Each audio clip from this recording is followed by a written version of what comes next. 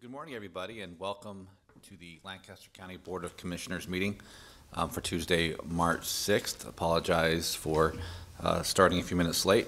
We have some audio and visual issues. For introductions, my name is Todd Wilchin. I am the chair of the county board this year. On my left, fellow commissioners Bill Avery and Deb Shore. On my right, Vice Chair Commissioner Jennifer Brinkman.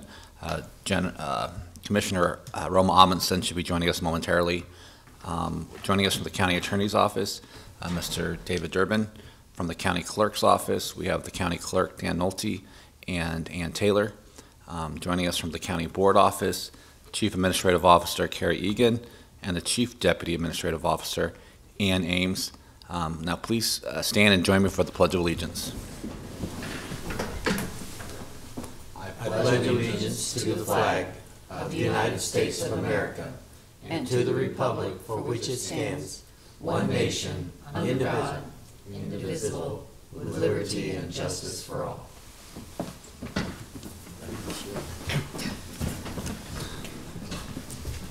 Thank you. Mr. Clerk, would you please start the agenda?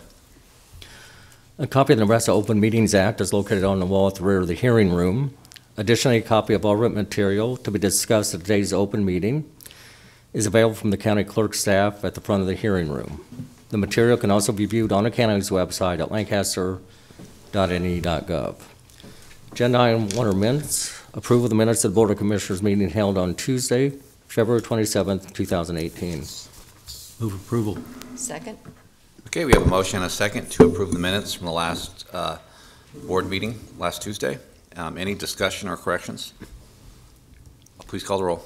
Avery, Yes. Brinkman, Abstain. Shore, Yes. Wilchin. Yes. Motion carries 3 yes, 1 abstention. Number 2 are claims. Approval of all claims process through March 6, 2018. Move approval. Second. Okay, we have a motion and a second to approve all the claims processed through today. Any discussion? Please call the roll. Brinkman, Yes. Shore, Yes. Avery, Yes. Wilchin. Yes. Motion carries 4-0. Number 3 is new business. 3A is a request from Travis and Sally Shore for a refund of real property tax. Good morning, Scott Gaines, Deputy Assessor, Register of Deeds. This is an error that our office made in classification of some CRP ground where we had been carrying it as dry land. It should have been classified as grassland. We've recognized the error. We've fixed it for 2018, and based upon the request from the Shores, we are recommending approval of the refund request limited to the statutory limit of the 3 prior years. So if we make those corrections, the total refund that we're recommending for the 3 years allowed under statute, it's $1,860.52 would be the refund that we are recommending. So just a little more background information. So based on the information that was sent to the county treasurer, how far back does this go, the error? 03. The error goes back several years. As indicated, I don't think there's any dispute in what the Shores letter indicated.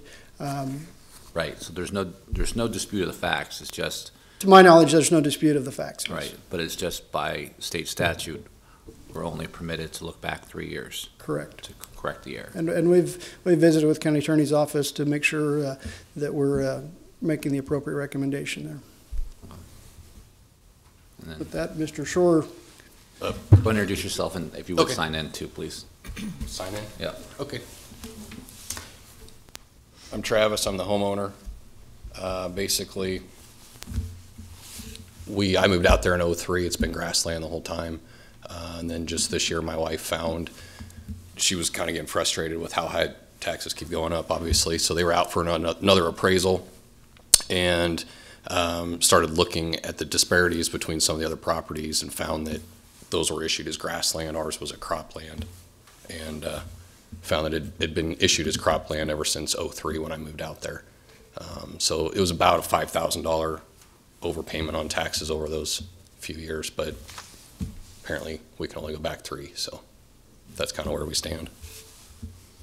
Did you look back to see what it was classified before you moved out It there? was cropland before I moved out there. Okay. So it was probably correct back then. Then once you moved in, did you participate in the CRP program? Correct, yep. So Okay. I changed it to grassland when I moved out there, and I think I've notified them 3 times over the years. '07 was the furthest back we could find documentation that I notified the county assessor's office. And then also they've been out to assess it multiple times. And you can see grassland, you can see our entire property from the road. Yeah, and this is an issue that's come up in the past, in that the counties don't ever find out information from the USDA when properties are included in the program. And so that's, one of the challenges is. Yeah, and that's one of the times, like, I protested the green belt several times, I don't know, back in 2010 or whenever that was, it was in CRP at that time, so they were notified twice then. So my only suggestion would be is if, when they go out there, if they could just verify when it's grassland, because they don't seem to be looking at that. I mean, obviously they looked at the house, but not looking at the actual land. So. Any other questions, sorry? Just a general question. Scott, how often does this happen? Twice a year, maybe? That we're notified by property owners that the classification? We've had issues with capturing the CRP acres, and Mr. Story's right, we should have caught this. I can't explain why it didn't get caught in his particular instance, but I do know that we are working to identify and get the CRP properly classified going forward, and there's nothing we can say other than, we apologize that a mistake was made, and with 115,000 parcels in the county, every once in a while we're going to have one slip through the cracks. But it's rare, it's unfortunate, and our staff is looking to do, as Mr. Soar suggested, is to do more visuals of the land use. Well, I mean, we've had this conversation before. Is there a way to get this information from USDA? Because you should be able to figure out. That's problematic with the the federal rules on what they can release to us versus without permission from landowners. But in this case, we had information from the taxpayer indicating that it was in the CRP program. So it was presented to us. We dropped the ball. In other words, what I don't want to do is make an excuse in this particular situation, because we did have the information provided from the taxpayer. From at least 2009 for certain, I think, is when 2007. Well, and I appreciate that, and I think the taxpayer does as well, but unfortunately, I think we're still bound by state statute, which indicates that we're not able to issue refunds beyond 3 years. Correct. Is that, I mean, I'm stating it correctly? Okay. We had a similar one about 3 years ago where it was, I believe it was an error from 2009 in that case forward, and went to court and verified that the 3-year refund was appropriate. Commissioner Avery? Scott, do you have any idea what the justification is for this law? Which law, Bill? When we're talking about? The refund? Yeah. We're restricted to 3-year look back. Right. Any justification for that? I have no idea. I mean, it's a state law, Bill. It's the legislature's determined that there needs to be some sort of limit placed in statute for refunds. I don't have any more expertise than that. One of those legislative imponderables. Did you have anything else you needed No, to? unless you guys had some questions or anything. Okay. Are there any other questions? Okay. Otherwise, I would, I guess, entertain a motion either to approve or deny. I will, go ahead. I'll move approval, but I'm not happy. Approval of the limited refund. Correct. I will Yes, second that. yes.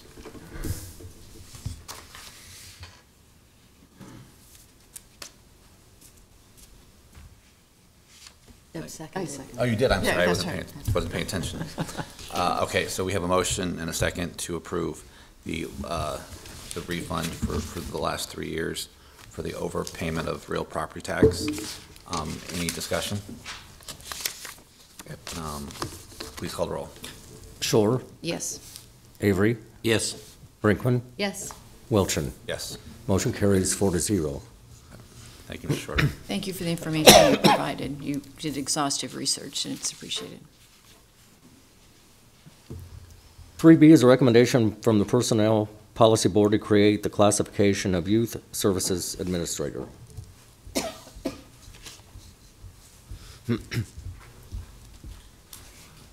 Morning, Commissioners. Doug McDaniel, Human Resources. It's a new position we're creating for the Youth Services Center. It is an administrator position. It replaces the deputy that was in place previously but opened up due to retirement. We've talked about this in staff meeting. It'll be placed in a pay grade C18. Okay, Commissioner Short? Doug, I wanted to know if you have the classification Youth Services Administrator, and I wanted to know if it could say Youth Services Center Administrator. That's what it says on the job description, and because we have youth services offered in other places throughout the county, in human services, there's a youth services component out at health. I wanted to know if we could add the word center so it's clear that it's a youth services center administrator, not a general youth services administrator. The class description does read Youth Services Center Administrator, so it just could be something on the agenda or something that didn't get put in, but the class title is Youth Services Center Administrator. Okay, that's not the way it appears on the recommendation Okay. from the Personnel Policy Board. So Okay. as long as that's changes made. Yeah. Okay. Someone took liberties with abbreviations, I'm afraid. Okay. Okay, any other questions? Entertain a motion. I will move approval with the correction that it read Youth Services Center Administrator. Second.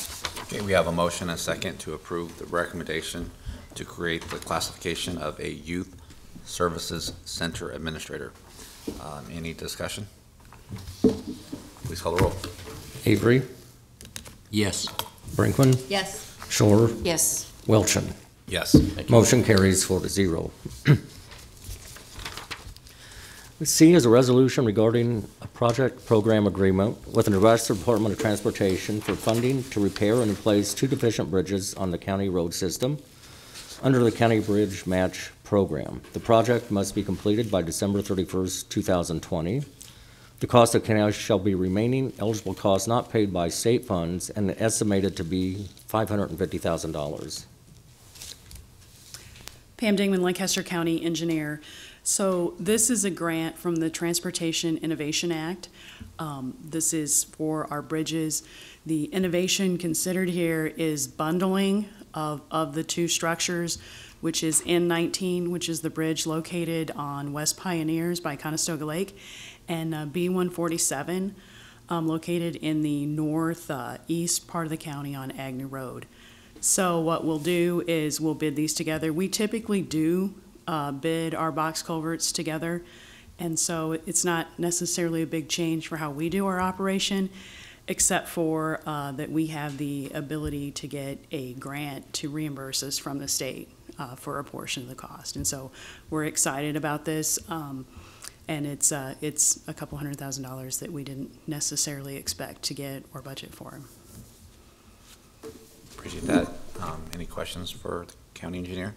Yay.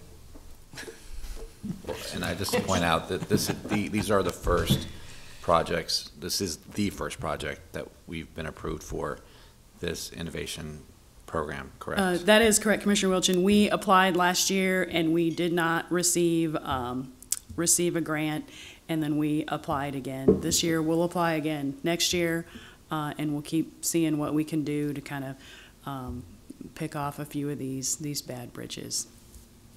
Commissioner Brinkman? So does receipt of these funds from the state enable us to add any additional projects to our construction season this year? So, Commissioner Brinkman, people always ask me that, and what really happens is it's February, or it's March already, time's flying, and the Army Corps of Engineer permits and the environmental really take a year for these structures. And so in my department, we're trying to get, so we have our design a year ahead done. We're not quite there, but we're getting closer. So this money will not really enable us to add additional structures, and it will probably actually be reimbursed to us after after June 30th. And so it will hopefully help us do an additional structure next year. Commissioner Shore? But the projects themselves will be completed this construction season.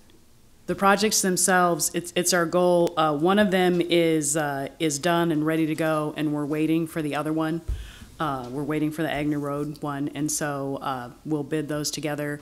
The money for both structures will be encumbered in this year's budget, and it will be construction hopefully this summer, but if it slides, it may go till next fall. Both of these structures are currently closed.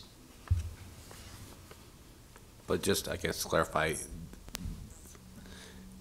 the replacement of these structures were already included in our fiscal year 2017-18 budget.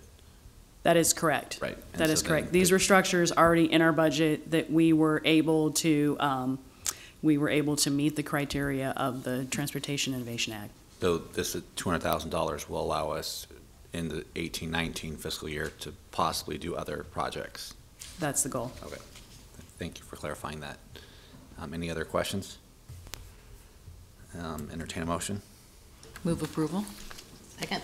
Okay, we have a motion and a second to sign the agreement with the Nebraska Department of Transportation for the County Bridge Match Program. Any discussion? Please call the roll. Shore, Yes. Brinkman, Yes. Avery, Yes. Wilchin. Yes. Motion carries 4-0. D is a contract with Mid-Continent Safety DXP Enterprises to provide the annual supply of personal protective equipment and first aid supplies. The contract will be effective upon execution by all parties for a 1-year term. The cost of the county is not to exceed $1,200. Pam Dingman, Lancaster County Engineer, Personal Protective Equipment, or as we like to call it as engineers, PPE. It is making a difference that we have this equipment and that our employees are utilizing it. It's the safety vests, the earplugs, the safety eyeglasses, and a few other items. And so I just wanted to speak to the value of using these items, that it protects our employees and it protects our bottom line. Move approval? Second. Okay, we have a motion and a second to approve the contract. Commissioner Avery has a question.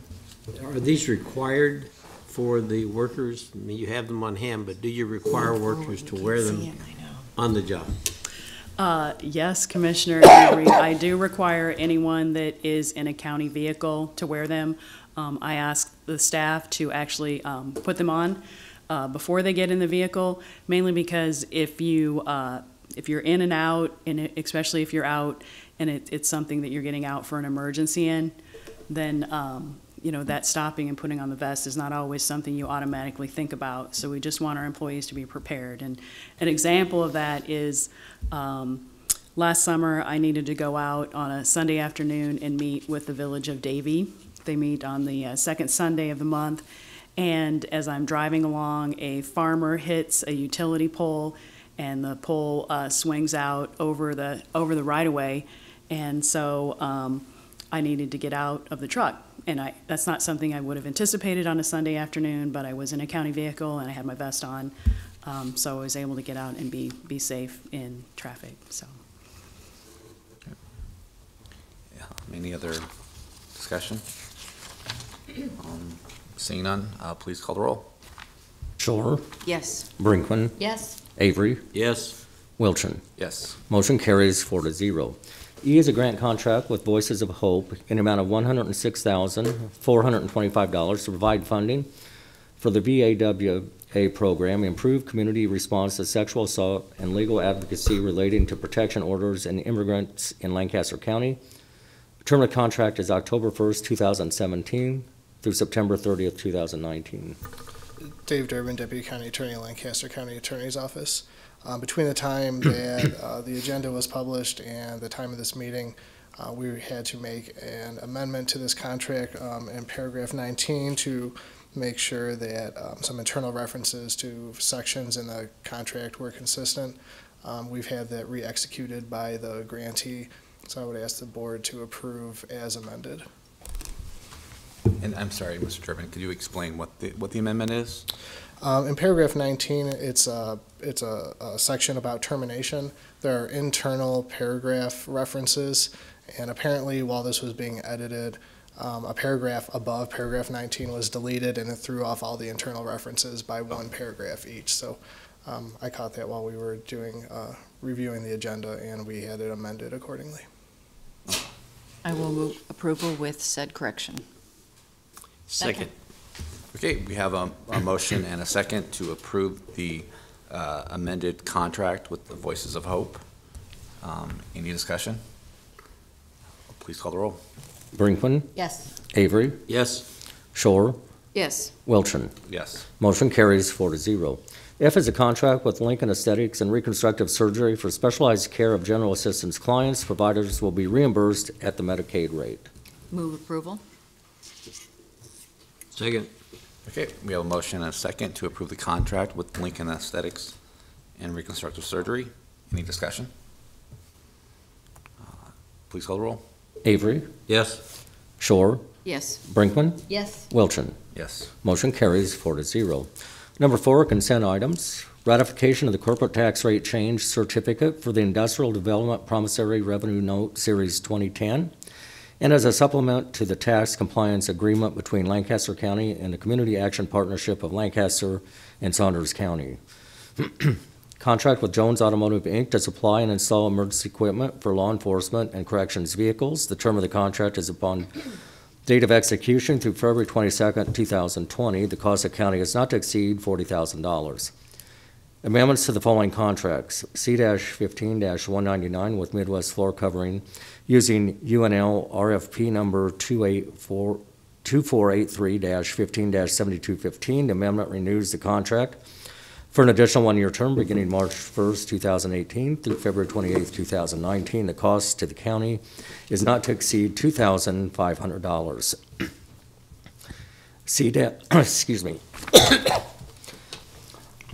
C-11-724 with Elitech, Inc. for elevator service, testing, and maintenance. The amendment is for a change of ownership from Elitech, Inc. to Schindler Elevator Corporation, doing business as Elitech, Inc. C-17-877 with Credible Behavioral Health, Inc. for using Rappahannock Radidian Community RFP 2012-1 contract for software technology solutions, electronic health records. The estimated cost will be increased by $45,690 for the remainder of the contract term, with a revised total amount of $375,690. C-16-526 with Information First, Inc. for their professional services on an as-needed basis to support the county's use of HPR RM record-keeping purposes. The amendment extends the contract term from March 6, 2018 through March 5, 2019. The cost of the county is not to exceed $5,000. Right-of-way contracts with the following: Marilyn and Jacob Deering, trustees, Southwest 62nd Street and West Olive Creek Road, in an amount of $865. Moz Limited, North 148th Street and Alva Road, in an amount of $500. Receive and place on file the Clerk of the District Court report for February 2018. Setting a public hearing for a manager application for Beth Haladke in connection with the Whispering Vines Winery LLC Class Y liquor license at 3110 West Branch Oak Road, Raymond, Nebraska, on Tuesday, March 13, 2018 at 9 a.m. in room 112 of the County City Building. Move approval of the consent items. Second? Okay, we have a motion and a second to approve the consent items. Any discussion? Mr. Clerk, please call the roll. Brinkman, Yes. Avery, Yes. Shore, Yes. Wilchin. Yes. Motion carries 4-0. Number 5 is public comment. Those wishing to speak on items relating to county business not on the agenda may do so at this time. Okay, anyone in the audience wishing to speak on an item not on the agenda? Okay, seeing none, please continue with the announcements, Mr. Clerk. The Lancaster Board of Commissioners will hold a staff meeting on Thursday, March 8th, 2018 at 8:30 a.m. in the Bill Luxford Studio at the County City Building. The Lancaster County Board of Commissioners will hold its next regular meeting on Tuesday, March 13th, 2018 at 9 a.m. in room 112 of the County City Building, with the Board of Equalization immediately following. County Commissioners can be reached at 402-441-7447 or commish@lancaster.ne.gov. The Lancaster County Board of Commissioners meeting is broadcast live on Link TV City. For the rebroadcast schedule, visit lincoln.ne.gov. Meetings are also streamed live on Link TV and can be viewed on YouTube. I move we adjourn. Second. Okay, we have a motion and a second to adjourn. Please call the roll. Avery, Yes. Shore, Yes. Brinkman, Yes. Wilchin. Yes. Motion carries 4-0. Thank you and have a good day.